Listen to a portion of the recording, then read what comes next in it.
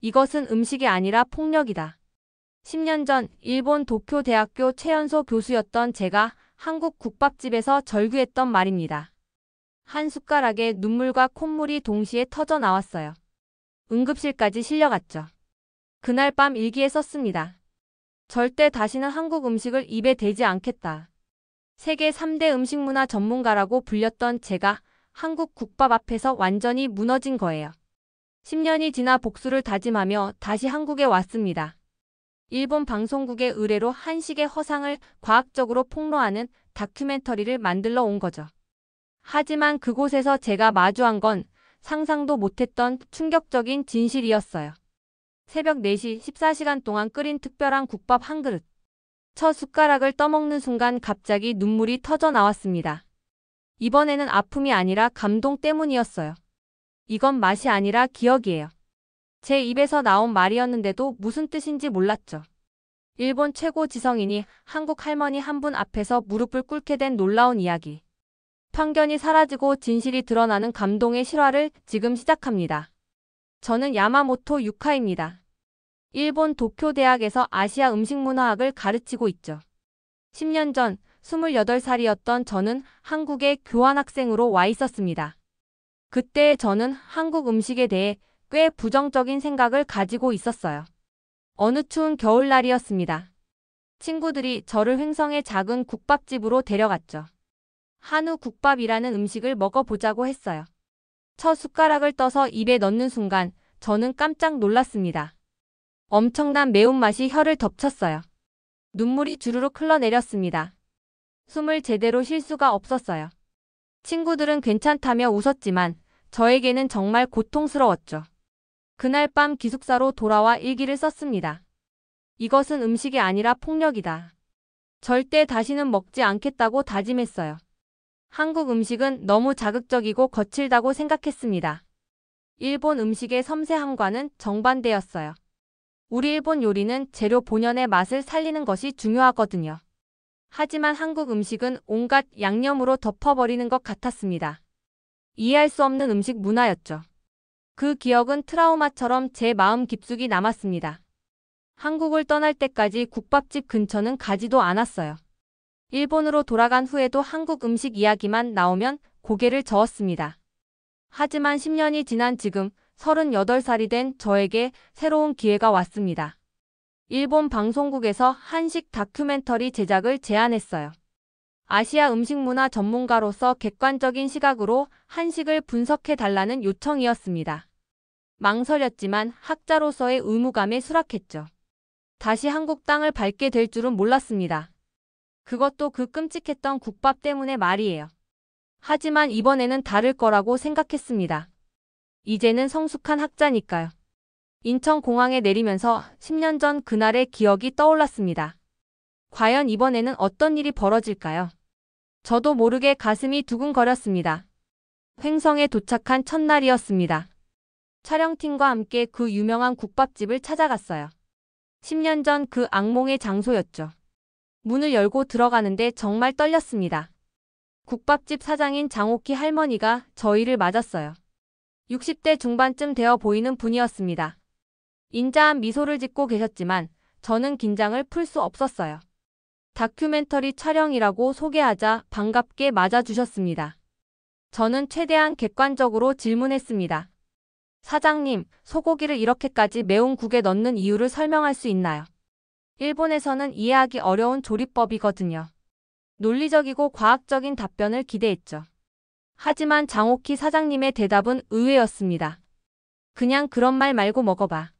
맛이 말해줄 거요. 이론적 설명 대신 직접 경험하라는 거였어요. 카메라가 돌아가는 상황이었습니다. 거절할 수도 없었죠. 떨리는 손으로 숟가락을 들었어요. 10년 전의 기억이 생생했거든요. 첫 숟가락을 조심스럽게 떠먹었습니다. 여전히 매웠어요. 하지만 10년 전만큼 충격적이지는 않았죠. 그래도 몇 숟가락 더 먹으니 속이 불편해졌습니다. 촬영을 마치고 숙소로 돌아가는 길에 복통이 시작됐어요. 결국 병원에 가게 되었습니다. 스태프들이 걱정스러워했죠. 의사 선생님은 맵고 뜨거운 음식에 위장이 놀란 것 같다고 하셨어요. 정말 부끄러웠습니다. 학자라고 자부했는데 결국 10년 전과 같은 결과였거든요. 객관적 분석은커녕 다시 병원 신세를 진 거죠.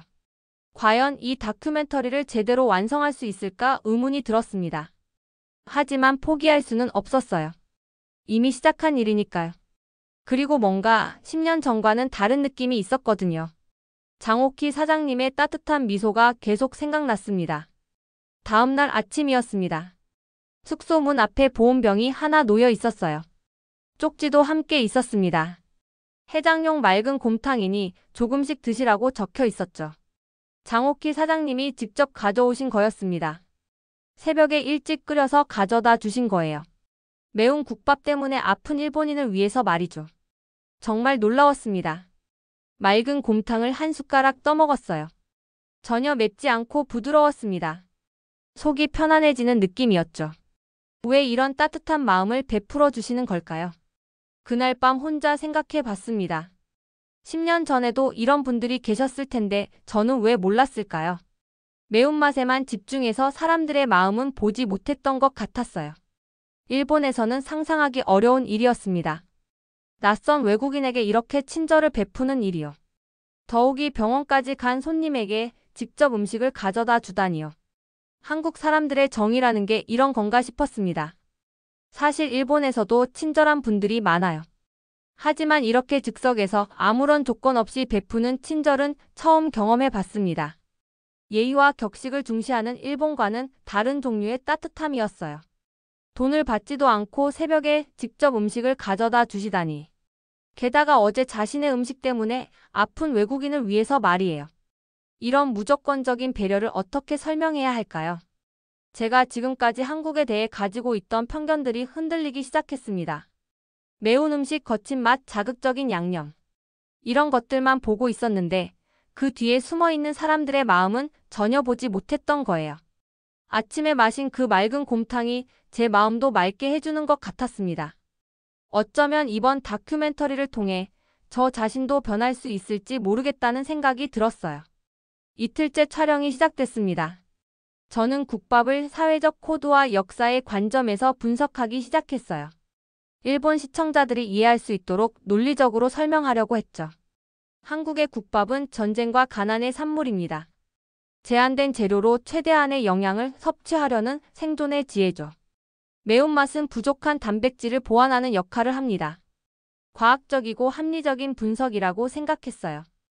하지만 민재 PD가 제 설명을 듣더니 고개를 저었습니다. 교수님, 그런 차가운 분석이 다가 아니에요. 우린 이 국밥에 엄마의 시간, 아빠의 땀, 그리고 눈물을 느껴요. 그냥 생존의 음식이 아니라 사랑의 음식이라고요. 저는 당황했습니다. 학문적 접근이 틀렸다는 건가요?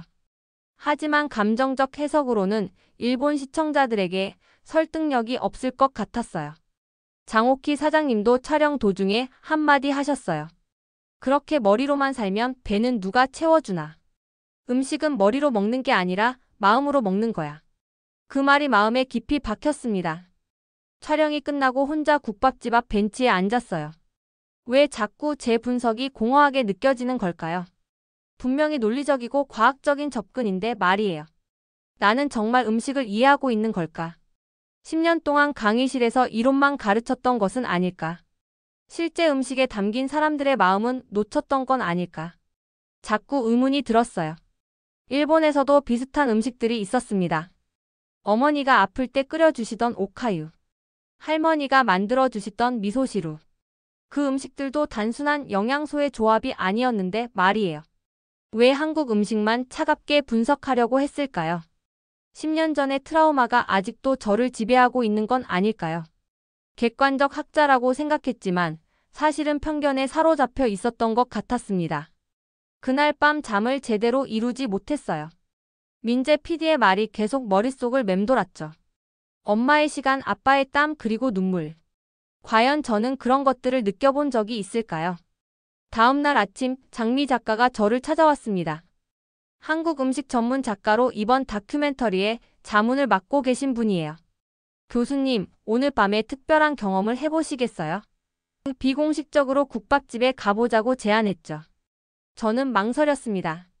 이미 충분히 촬영했고 분석도 어느 정도 정리됐거든요. 하지만 장미 작가의 진지한 표정을 보니 거절할 수 없었어요.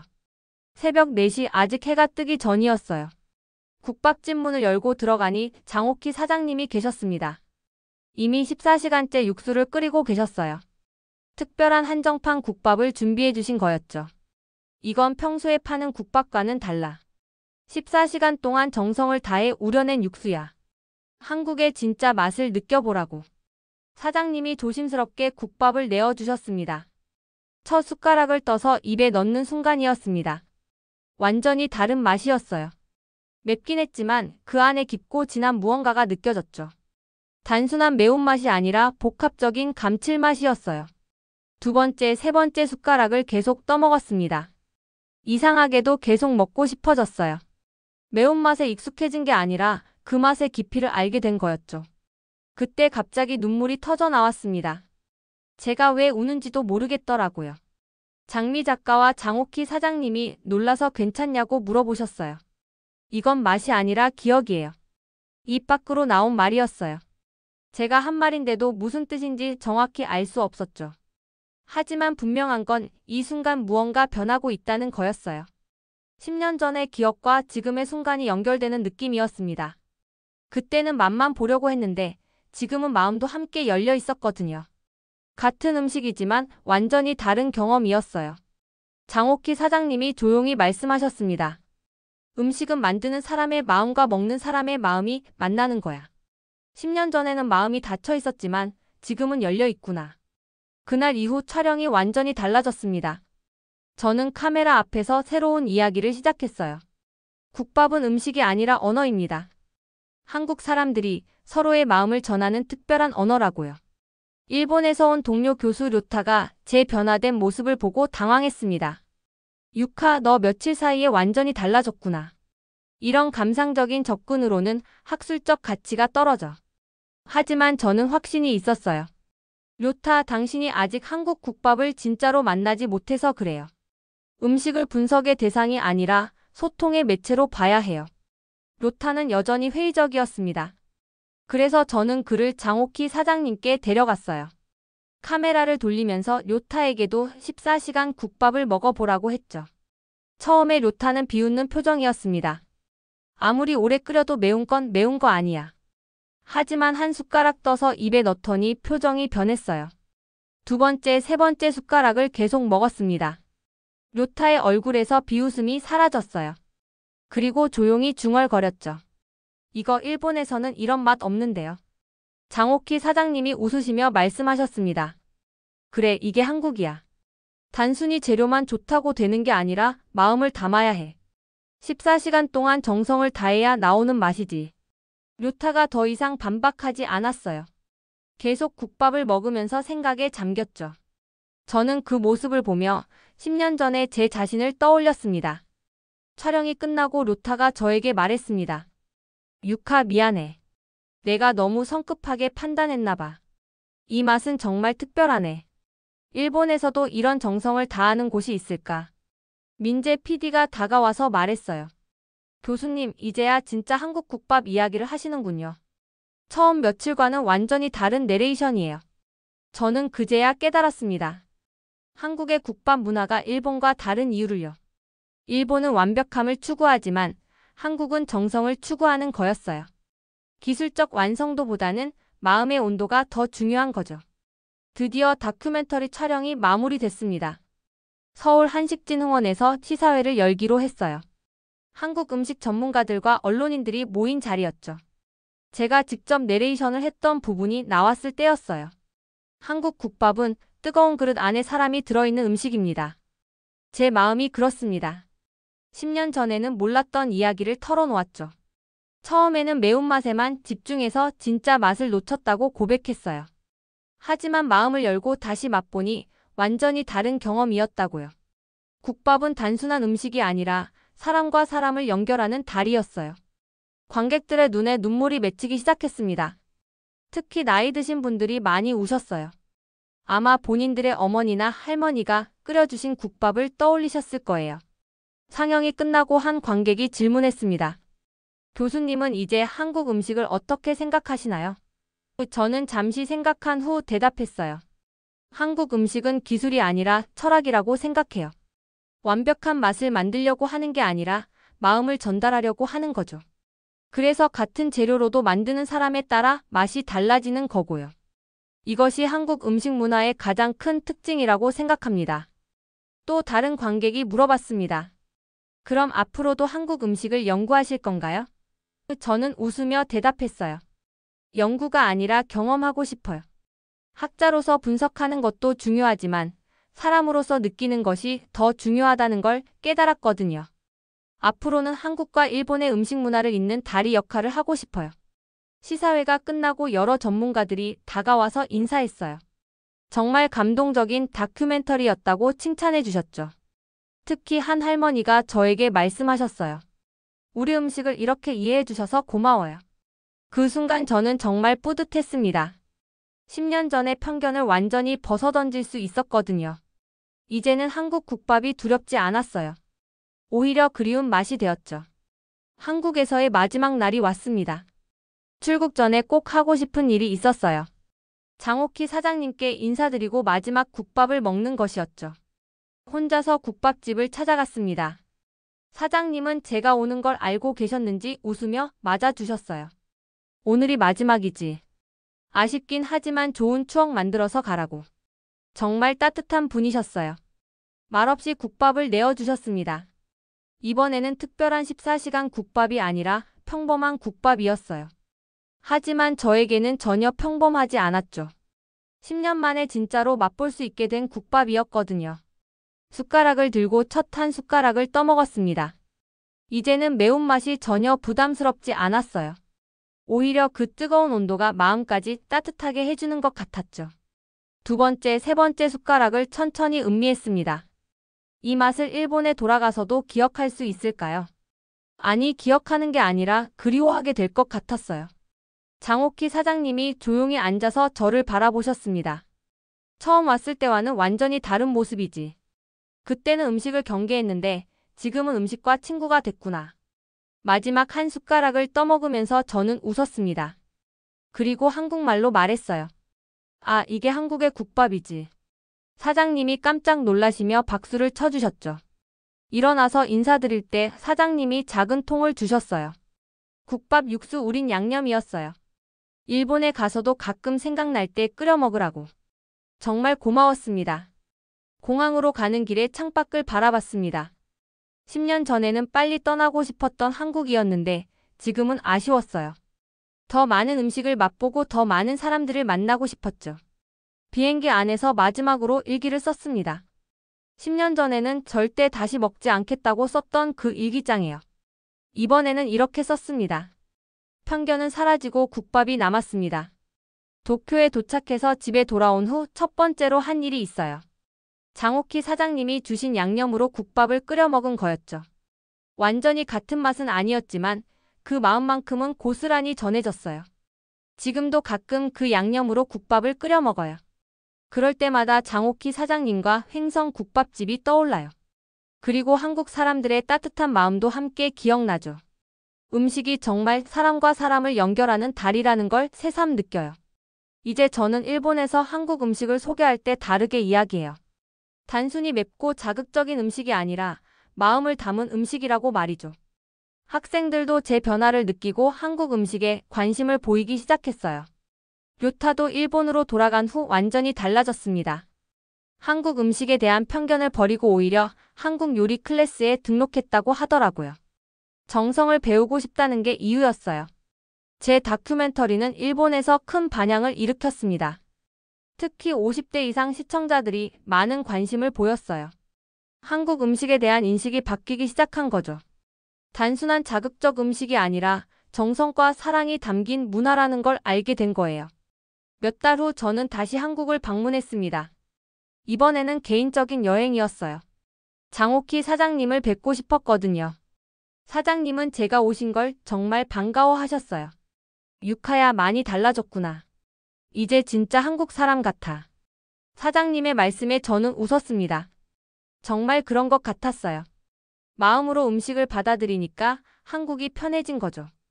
그날 밤 사장님과 긴 이야기를 나눴습니다. 음식 이야기, 인생 이야기, 그리고 두 나라의 문화 이야기까지요. 10년 전에는 상상도 할 수 없었던 일이었어요. 음식은 국경이 없어. 마음만 열면 누구나 이해할 수 있는 거야. 사장님의 말씀이 가슴에 깊이 박혔습니다. 정말 그런 것 같았어요. 편견만 버리면 얼마든지 소통할 수 있는 거죠. 일본으로 돌아온 후 저는 새로운 프로젝트를 시작했습니다. 한일 음식 문화 교류 프로그램이었어요. 양국의 요리사들이 서로의 음식을 배우고 경험하는 프로그램이죠. 첫 번째 프로그램에서 일본 요리사들이 한국에 와서 국밥을 배웠어요. 처음에는 저처럼 매운맛에 놀랐지만 점차 그 깊이를 이해하기 시작했죠. 특히 14시간 육수 우리는 과정을 보고는 모두 감탄했어요. 한국 요리사들도 일본에 와서 일본 요리의 섬세함을 배웠습니다. 서로 다른 철학이지만 음식에 대한 진심만큼은 같다는 걸 확인할 수 있었어요. 지금 저는 이 일을 하면서 정말 보람을 느껴요. 10년 전에 그 트라우마가 오히려 저에게 가장 큰 선물이 된 셈이죠. 편견을 깨트리고 진실을 발견하는 기쁨을 알게 된 거니까요. 가끔 학생들이 물어봐요. 교수님, 한국 음식과 일본 음식 중 어느 게 더 좋아요? 그럼 저는 이렇게 대답합니다. 둘 다 좋아요. 다를 뿐이에요. 음식에는 우열이 없어요. 각각의 문화와 역사, 그리고 사람들의 마음이 담겨 있을 뿐이죠. 그걸 이해하고 받아들이는 게 진짜 음식문화 연구라는 걸 깨달았어요. 앞으로도 저는 이런 일을 계속할 예정입니다. 편견을 깨트리고 진실을 찾아가는 일이요. 10년 전 그 매운 국밥 한 그릇이 제 인생을 완전히 바꿔놓았으니까요. 지금도 제 책상 위에는 장옥희 사장님이 주신 양념통이 있어요. 그걸 볼 때마다 생각해요. 편견은 무지에서 오지만 이해는 경험에서 온다고요. 그리고 가장 중요한 건 열린 마음이라는 것을요. 이 이야기는 단순히 일본 교수 한 사람의 변화만을 보여주는 것이 아닙니다. 우리가 가진 한국의 음식 문화 그리고 그 안에 담긴 따뜻한 마음이 얼마나 특별한지를 증명하는 감동적인 실화입니다. 편견은 무지에서 오지만 진실은 경험에서 나옵니다. 우리의 할머니들이 끓여주시던 그 한 그릇에는 단순한 재료가 아닌 사랑과 정성이 담겨 있었습니다. 그것이 바로 세계 어느 나라도 따라할 수 없는 우리만의 특별함입니다. 앞으로도 이런 감동적이고 자랑스러운 한국의 이야기들을 계속 전해드리겠습니다. 구독과 좋아요로 응원해주시고 댓글로 여러분의 소중한 의견도 들려주세요. 우리는 이미 충분히 자랑스러운 문화를 가지고 있습니다. 이제 그것을 세상에 자신 있게 알릴 시간입니다. 감사합니다.